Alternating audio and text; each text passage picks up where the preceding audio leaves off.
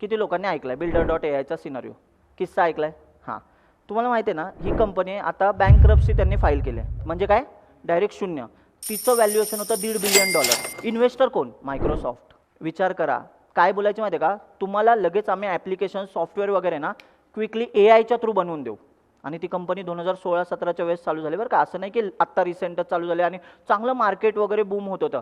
पण ॲक्च्युली ते एआयचा वापरच करत नव्हते. 700 एम्प्लॉई बसवले होते इंडियन. जगासाठी एआय, मागे बॅकग्राऊंडला वेगळंच. म्हणजे फ्रंट एंड खूप भारी, बॅक एंडला काहीच नाही, खळबळाट.